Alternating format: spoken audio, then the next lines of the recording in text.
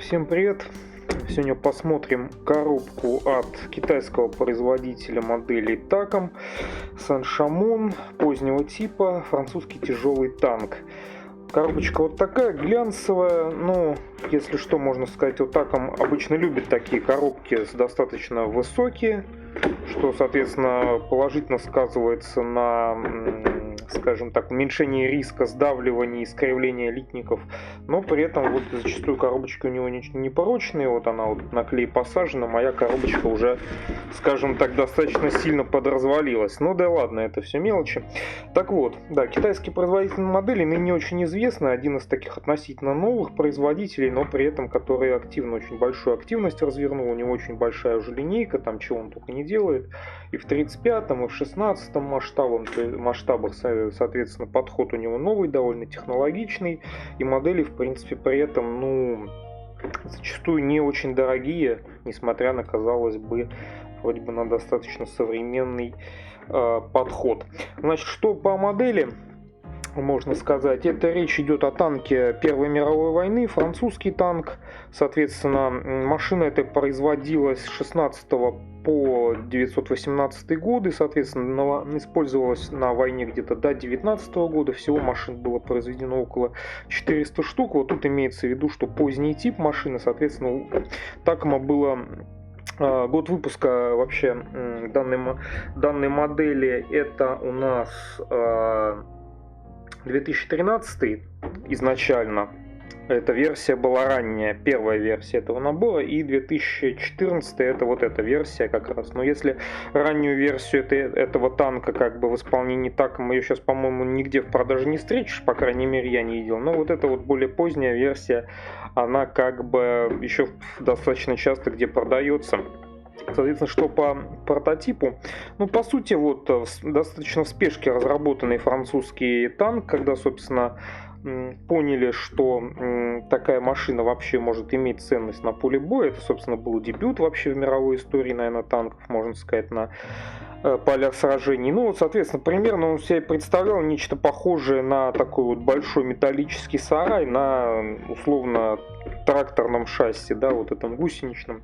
Его, конечно, большие недостатки заключались в основном в том, что вот у него очень большой передний свес, вот можно видеть даже на бокс-арте, который сильно выступает вперед гусениц, соответственно, это сильно затрудняет для данного танка прохождение каких-то сложного ландшафта или каких-то противотанковых препятствий, рвов там, с грунтами у него были проблемы тоже.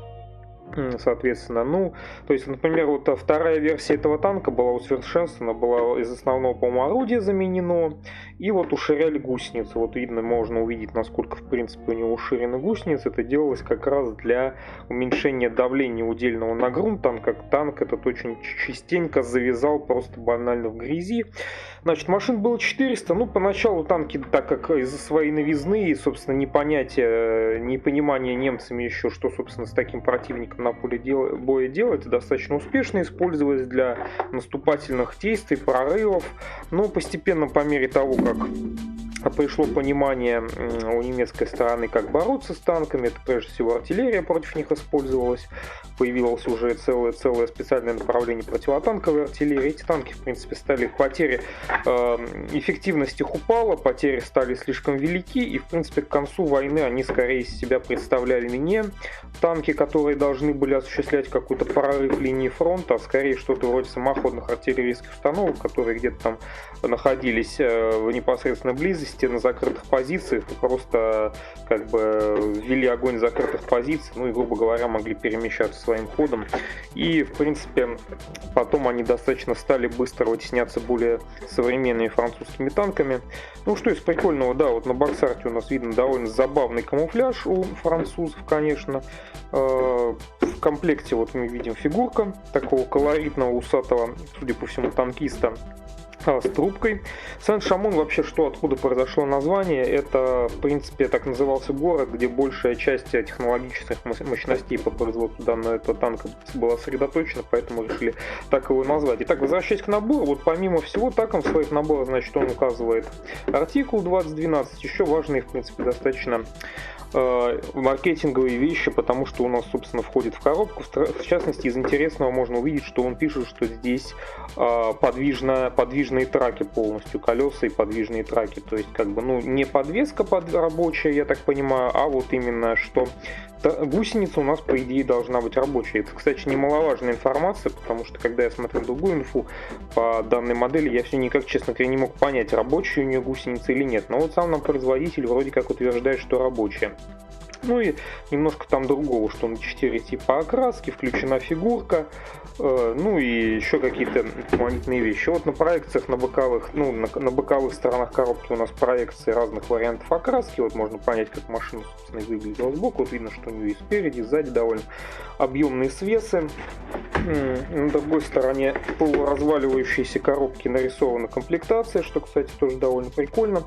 По комплектации можно, видно, понять, что по сути пластик, корпус одной деталью, декаль и гусеница под отдельным другим цветом. Никакого фототравления или каких-нибудь еще прикольных допов в наборе нет. И вот как раз нарисована вторая версия этого набора, это ранний этот Сен-Шамон. Другой, в принципе, полезной информации на коробке нет, так что я думаю, можно заглядывать внутрь.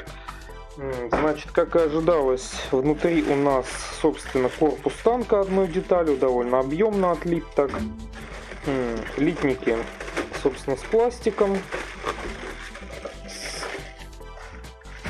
Видно, что, кстати, цвет пластика отличается от того, что нарисован на коробке. Уже серый пластик используют. Вот, видимо, литничек с фигуркой, соответственно, у вас в одном из пакетов. Так, и все как по такому стакомовской традиции. Да, кстати, вот опять хочу похвалить Таком. У них всегда очень приятная такая вот ощущением премиумности упаковка всего в их наборах. Так что даже, в принципе, не ожидаешь, что для достаточно небольшой цены набора, в принципе, тебе там все так красиво и приятно упакуют, что вот даже как-то приятно распаковывать. Так вот, все лежит, что не пластик, лежит в отдельном пакетике. Собственно, с этого пакетика и начнем. Да, пакетики, я уже тоже говорил в предыдущих, по-моему, обзорах над Таком, что вот у них, помимо того, что это просто индивидуальные пакеты, они у них еще сделаны с выдумкой. То есть они не просто разрываются и становятся практически непригодны для дальнейшего использования, они на клеевом такой липучке. Так что, в принципе, раз вынул содержимое из пакета, этот пакет можно как бы сохранить и потом фактически безболезненно это самое содержимое туда-обратно положить. Так вот, из бумаги у нас, значит, инструкция. Тоже, кстати, очень премиумная, глянцевая, дорогая инструкция. Прям буклетик такой. Единственное, что, конечно, на фоне лампы мало что там будет видно. Цветная вкладка с окраской отдельно посмотрим. Ну и маленький листик декалей. Значит, с инструкции начнем, как обычно. Да, вот типичная вот такая такомовская альбомная ориентация инструкции.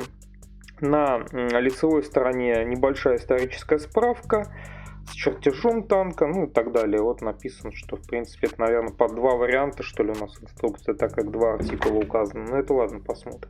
Ну, хотя нет, все-таки здесь написано late type. Не знаю, почему они сзади указали два артикула. Как кому-то тут у нас указывают спасибо за информацию. Значит, типичная тоже для предупреждения для Такома. Краски. Вот единственное, что минусом Таком можно отнести, то, что краски они дают традиционно, возможно, по какой-то договоренности на АМО-миговские. Соответственно, один только вариант красок, то есть сами уже разбирайтесь, если у вас нет желания пользоваться или возможности пользоваться красками АМО-миг, то уже когда ищите сами альтернативы. Написано про декали, про всякие там методы склейки, как, что обозначают эти самые пиктограммы и так далее. Ну, кстати, внутренняя бумага, она не глянцевая, а она уже, в принципе, вполне обычная, такая приятная, такая мелованная такая бумага, то есть, но при этом абсолютно света она не отражает. Значит, раскладка та же самая, что мы, собственно, сами уже видели, и сразу начинается сборка. Соответственно, вот видно, что начинается с корпуса, приклеиваются на него какие-то детали. Значит, приятно, конечно, что вот этот большой корпус у нас сделан одной деталью. Если бы как бы у нас модель делала звезда, скорее всего, сделала бы как минимум из 4-5 различных деталей. Ну, тут еще. Вот видно, что, да, инструкция довольно толстенькая, и как можно понять, что на ней абсолютно не экономили. Поэтому на каждом шаге буквально, ну, там, не больше десятка деталей мы видим. 50, может быть. То есть на некоторых шагах вообще 2 детальки приклеиваются. И так далее. Значит, все на корпус мелочевка. Вот тут уже сразу у нас пулемет. 4 пулемета было помимо орудия, собственно, у этого танка вооружения. То есть, я так понимаю, на каждую сторону было по пулемету. Соответственно, вот мы видим лобовой пулемет шаровой установки устанавливается. У нас тут вот вперед видно, что пулемет должен сохранять, в принципе, у нас подвижность, насколько я понимаю. Ну, хотя это не то... нет, тут и пулемет, и орудие я сразу не разглядел. То есть и орудие вроде как, и пулемет, по идее, у нас должны... Ну, орудие, в принципе, подвижность не увидит. Да, орудие тоже, получается, вверх-вниз должно, я так понимаю, сохранять подвижность. И, соответственно, что у нас? Еще несколько пулеметов, я так понимаю, это, наверное, на каждую сторону. У нас какие-то... То, что приходится подкрашивать сразу, у нас сразу написано, что красьте. В частности. И вот показано как раз в корпусе 4 пулемета и вот уже лобовая броневой лист с орудием, они в принципе у нас сразу помещаются в корпус. Дополнительно тут какие-то распорки внутренние по корпусу устанавливаются, какая-то мелочевка. Потом, я так понимаю, у нас начинается самое сложное, самое разнообразное, это сборка, собственно, ходовой части. Ну, как можно понять, что до того, как, собственно, пришли к торсионным подвескам, к чему-то такому, это, собственно, еще сама была заряд танкостроения, так что в части подвески ходовой, конечно, все изображали кто во что гораздо. Единственное, что гусеница была общей как бы технологией, да, характерной для, собственно, определяющей облик танка. Ну а уже, собственно, кроме гусеницы, там все придумывали, что хотели. Вот, в частности, поэтому проистекает такая вот невиданная замысловатость и сложность подвески ходовой части танков Первой мировой войны. По крайней мере, на первый взгляд. Вот видно, что куча деталей, все, в принципе, так вот, некоторые катки передние, в частности, какой-то вот специальный валик, который, я смотрю, сзади их 2, спереди 1, видимо, для, насколько я помню, это он присутствует здесь для какого-то, возможно, облегчения взбирания на какие-то рвы, там, холмы, то есть, видимо, специальный такой валик, сделали спереди, но я, по-моему, не сильно он помогал, в общем... И вся эта сборка пошла вот тут куча, много деталек, прям различных, прям все, так как шагов разбито сильно так вот, как сказать, на много лесов, то вот видим, что это все у нас длится сборка ходовой, то есть нижнее днище, по сути, вот у нас нижняя часть корпуса, и на нее вся эта ходовая постепенно устанавливается. Вот что-то где-то мы не красим, не клеим, чтобы, видимо, сохранять какую-то подвижность этих колесиков. Ну, хотя не очень понятно, зачем это нужно. Ну да ладно. Ну вот это что-то типа, я так понимаю, ведущие, наверное, звездочки вроде как у нас вперед устанавливается. Так, еще какая-то тут дополнительная часть, деталь.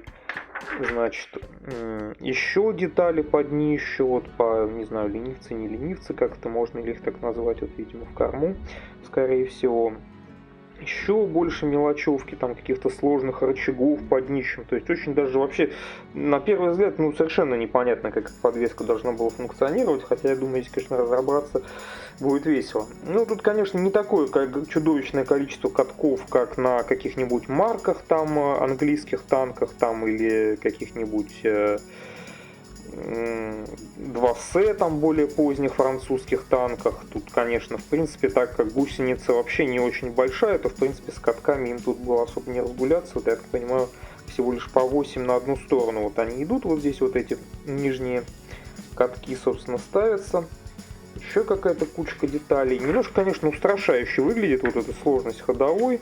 Надеюсь, у Такома там все нормально. Еще больше мелочевки. Под пружины вот имитация появляется какая-то, само собой, не рабочая.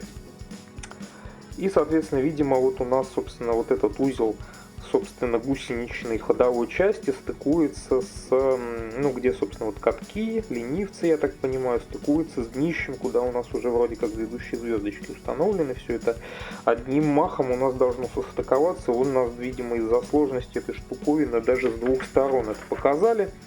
И потом, собственно, так как мы с этой ходовой долго-долго мучились, так, то у нас, собственно, происходит здесь, ну, так называемые, наверное, надгусеничные полки, если это можно так назвать, пристыковываются, собственно, к днищу. Тут тоже они сложные, не из одной детали состоят.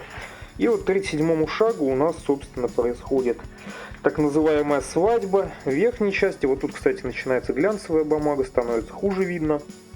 Стыкуется верхняя часть полностью, ну, практически полностью собранная с нижней, собственно, полностью собранной. Ну, какая-то мелочевка тут пристыковывается, видимо.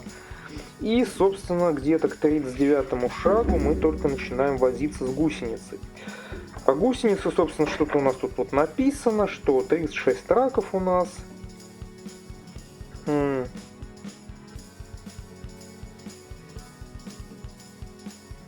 Написано какая-то, в общем, ну, вот это как раз тот момент, как раз я вроде бы что-то такое слышал от кого-то, что как раз траки многие в этой модели, в принципе, ругают, так как вроде бы сборка их какая-то сложная, и рабочесть гусеницы там какая-то сомнительная по итогу, ну, как бы по факту, как, конечно, пока сам не начнешь собирать, не поймешь, но, в принципе, вот этот узел, ну, вот этот вот шаг, он уже какой-то не очень понятный, потому что видно, что трак состоит, ну, я так понимаю,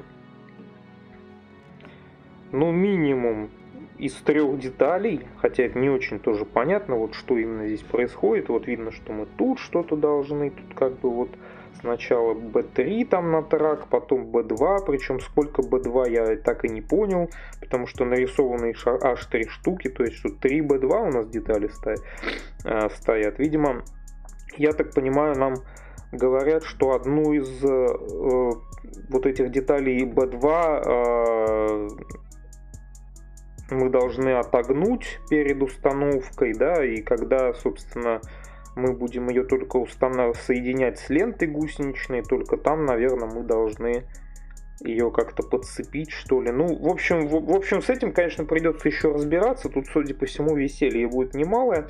Слышал, что хабибосовскую модель этого же танка, в принципе, по ходовой больше хвалят. Якобы она там попроще. Потому что, ну, ладно, будем смотреть, конечно. Заявление про рабочесть гусеницы, это, конечно, круто, но если она, конечно, нереально какая-то сложная при этом и мутная, то это, конечно, может быть и минусом оказаться. Ну вот, в частности, вот какой-то вот у нас трак устанавливается, я так понимаю, непонятно, последний какой-то фиксирующий, или это просто как для примера один трак. В общем, немножко вот это вот с траками как-то выглядит туманно, эти шаги. Ну да ладно, в общем, собственно, траки гусеницы — это финальный этап всей этой сборки. И вот нам показывают, собственно, финальный чертеж готовой собранной модели и показывают, собственно, как собрать, собственно, танкиста. Вот, это что касалось инструкции. Значит, помимо этого у нас схема окраски, полностью глянцевая тоже, вот, к сожалению, не видно. Аж, я так понимаю, на сколько вариантов? На 4 варианта. То есть один из вариантов показан у нас во всех проекциях, я так понимаю. Написано, что он захвачен в 2018 году немцами. Соответственно, тут очень такая богатый, сложный камуфляж, прям очень даже, я не знаю, мне кажется, тут можно либо какими-то очень сложными масками только такое нарисовать, либо кистью, но кистью, конечно, я думаю, сомнительно, что получится это как-то тонко, аккуратно изобразить. Вот у него какая-то очень такая забавная декаль с крокодилом здесь присутствует, очень все весело, но как это накрашивать, конечно, совершенно непонятно, потому что, ну, какая-то очень уж ажурные тут пятна камуфляжа у французов. Ну, соответственно, как я уже сказал, краски только на Мамик. И, значит, соответственно, на второй половине у нас 3 еще варианта, но дана только одна боковая проекция. Несмотря на то, что вот у нас тоже какая-то веселая декаль. Тоже, кстати, очень такой веселенький камуфляжик. Прям вот в конце прям у нас что-то такое прям, ну, я даже не знаю, чем это накрашивать. Не представляю, чем такое забавное пятно можно нарисовать на модели в 35-м масштабе. Ну, и есть попроще два варианта, где, в принципе, используется характерный для французов того времени камуфляж с окантовкой черной вот этой. Тут, в принципе, гораздо проще. Единственное, что не очень понятно, как эту самую окантовку тоже изображать. Ну и, к сожалению, другие стороны модели тоже не показаны. Там, видимо, придется придумывать. Я так понимаю, кстати, вот дана на 18-й год на третью какую-то там группу, на бронированную батарею какой-то там артиллерии. Но, видимо, как раз та эпоха, когда эти машины, видимо, уже использовались как самоходки по факту. Неизвестное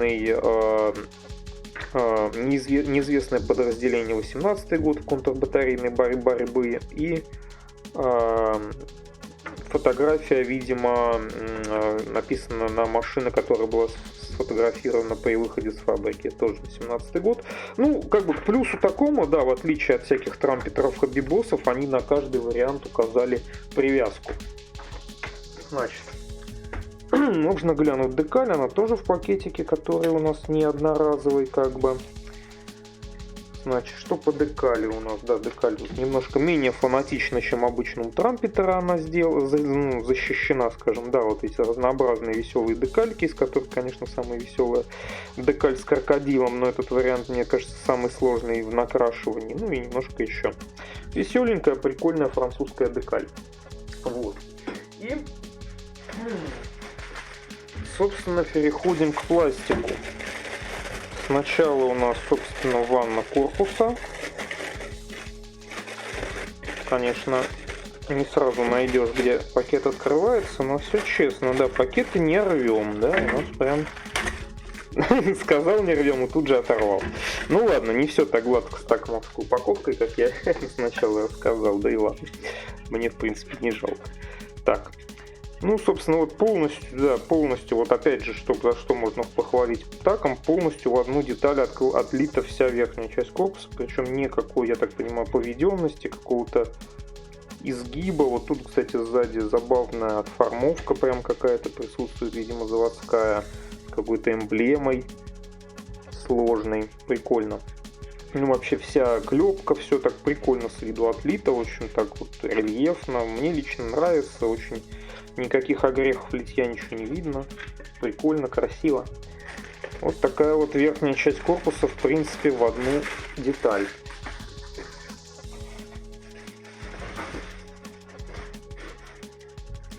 Так, дальше у нас идут крупные части, собственно, тоже по корпусу. Естественно, не так уж сразу прям найдешь, как открывать эти пакетики, но в остальном все очень круто в этом плане сделано, что ничего не надо рвать. Соответственно, в этом пакетике у нас небольшой литничек, собственно, с фигуркой того самого танкиста с трубочкой и крупные детали, но перемешку с мелкими. Ну, собственно, детали там, видимо, лобовая там деталь, кормовые какие-то части. То есть, соответственно, с отверстиями под пулеметы, под орудие. Маску, так сказать. Вот орудие, собственно, у нас здесь присутствует. К сожалению, орудие, несмотря на то, что так он часто использует многоразъемность в своих моделях, но вот орудие, к сожалению, здесь банально располовинено, несмотря на то, что небольшой относительно свой размер. То есть тут никаких чудес нет, да. Из приколов вот еще такомовские вот эти забавные элементы с буквы литника, кстати, довольно тоже прикольные. То есть, в принципе, если у вас где-то литники там стоят, лежат, я не знаю, то, в принципе, с такой прикольной пластиковой бирочкой их, собственно, гораздо быстрее находишь. Это тоже вот из мелочей, что в такомовских отливках всегда радует. Ну, еще какая-то мелочевка, какие-то лючки, детали, возможно, там по ходовой, еще почему-то.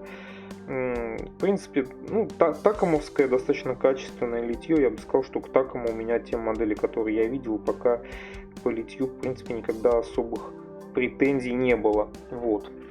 Значит, это крупные были детали. И, ну, кстати, фигурка вот немножко кажется подзамыленной. Вот единственное, к фигурке немножко вопрос. Она всего одна, и как бы кажется слегка мыльновато, да, то есть при их технологиях, ну, в принципе, фигурка как фигурка, наверное.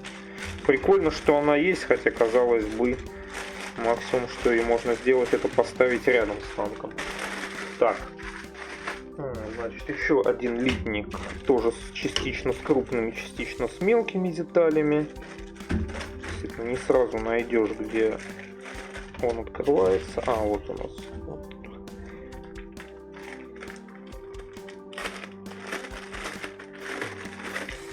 Так, значит, тут у нас, я так понимаю, деталь днища, собственно, куда у нас будет вся ходовая часть крепиться. Ну и потом, собственно, она будет стыковаться с верхней частью. Ну и, собственно, наверное, всяческие детали в основном, скорее всего, по ходовой. Ну и, опять же, вот броневые листы.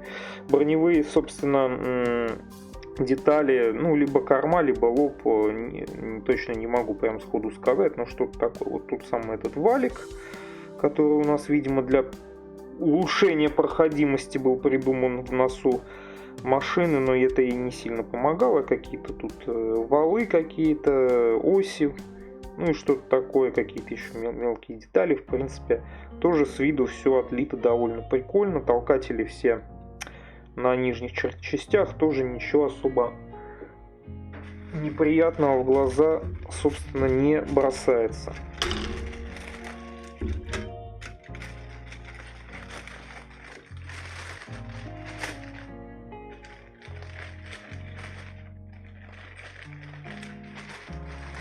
Так. Помимо этого еще один довольно крупный литник. Львиная часть вообще литников относится именно к тому, что относится к ходовой части, так как она, собственно, этот узел, он самый сложный из того, что действительно видно на модели, поэтому, собственно, деталей, наверное, больше всего на него и ушло. Дико я туплю, конечно, в разыскивании шва, по которому самые пакетики, которые я нахваливал, открываются, потому что вот пока его нащупаешь, но с другой стороны все очень круто хранится. Так, в общем, тут так называемые, наверное, что-то вроде надгусечных полок, вот эти крупные элементы, еще там эти тоже дуги, это тоже оттуда. Ну и в основном какие-то дополнительные броневые какие-то панельки, листы, которые там идут. Кстати, у танка, насколько я понимаю, при исходном выпуске у него гусеница тоже должна была практически полностью закрываться такими специальными бронелистами, как юбки, типа говоря. Но так как увидели, что у машины крайне и так плохая проходимость, то эти, конечно, юбки решили, собственно, от них отказаться. Но нигде на модели их, собственно, нет, поэтому это можно только вообразить себе, как это раньше было. Ну и всяческие вот тут, я не знаю, какие-то вот полосы металлические, там, я не знаю, балки, какие-то элементы, то есть, в принципе, особо сказать нечего. Опять же, вот отлито все на первый взгляд очень даже прикольно, никаких претензий по качеству литья я высказать не могу. Остается у нас, собственно, непосредственно то, что касается работы гусеницы. Это у нас всяческие элементы ходовой в части катков, звездочек, ленивцев, пружин и так далее. Но помимо этого, значит, два идентичных литника. Собственно, я так понимаю, та самая титаническая звездочка, если ее можно так назвать, наверное, вот, ну, и детали ленивцев, условно, пулеметы у нас же здесь, да, все верно, 4 штуки, пулеметы, как я уже сказал, энергоразъемности никакой, поэтому пулеметы, конечно, уже без отверстия.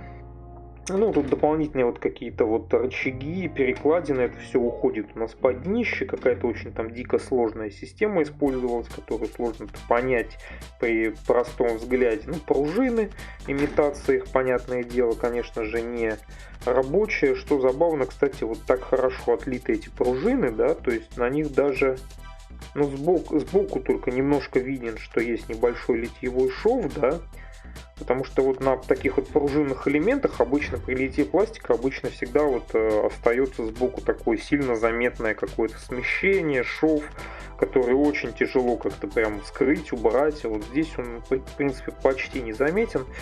Ну, каточки те самые поддерживающие, какие-то вот серьги. Еще по мелочи вот эти валики в корме дополнительные, условно, которые я так называю. Ну, в общем, вот так вот все у нас тут отлито. И, собственно, все, что остается, это у нас литники с гусеницами. Гусениц там, в принципе, немного. Всего, по-моему, 36 штук на каждую сторону. То есть относительно более, ну, либо современников машин, либо более современных танков. Ну, в смысле, более новых. То это, конечно, мало. Единственное, конечно, пугает немножко не совсем понятная с первого взгляда схема сборки, но я думаю, как совет, собственно, вертеть в руках буду. При сборке как-нибудь разберусь. Вот такие два литника идентичны с траками, соответственно, условно сам трак большой, достаточно такой широкий, сложной формы. Ну, не вижу, кстати, я при этом, ну, с внутренней стороны, да, у него толкатель такой в самом центре, достаточно сильно незаметно, я думаю, он полностью будет скрыт. Ну и, собственно, вот эти детали, я даже не знаю, как их правильно назвать, условно что-то вроде соединительных деталей между этими траками, вот они, собственно, то ли по 2, то ли по 3 штуки должны на каждый трак устанавливаться, чтобы их как-то там в комплексе они должны между собой как-то там скрепляться.